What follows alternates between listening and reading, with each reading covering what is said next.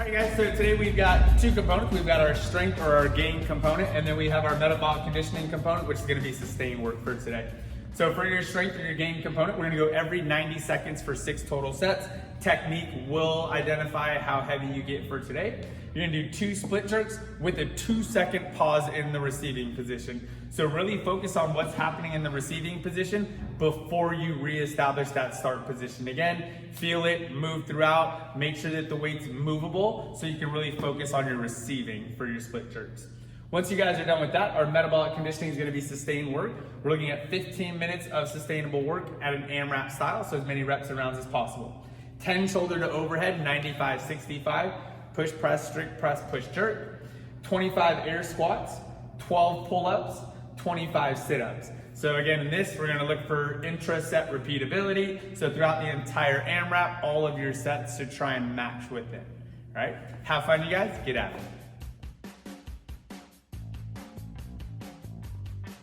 For our split jerk today, you guys, this is another shoulder to overhead movement for you.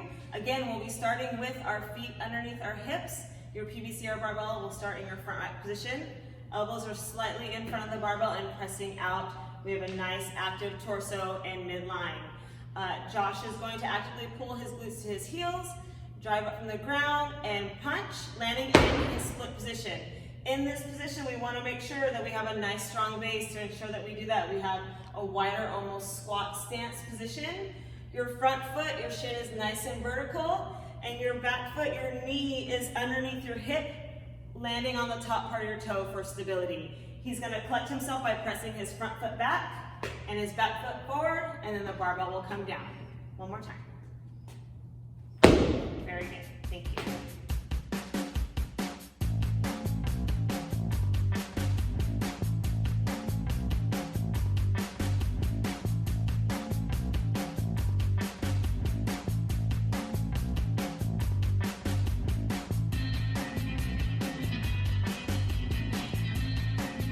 So for the air squat, we're gonna start with the feet shoulder width apart.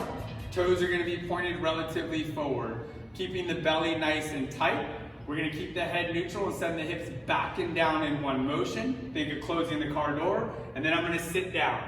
My hip crease should be below parallel to the knees. Knees are tracked out in line with the toes. Full foot's planted on the floor. Slight inclination of the torso. As I press to stand, my shoulders and my hips should rise simultaneously. Good squeeze at the glutes at the top position to reset the hips. All right, for the pull up, what we're gonna look at is your grip should be thumbs distance outside of the shoulders of the hip. As Lily jumps up, she's gonna get a full grip on the bar, thumb wrapped around. Before she initiates in, she's gonna draw her scaps down and back, load the lats. From here, actively pull the elbows down and back towards those hips, chin over the bar, belly stays tight.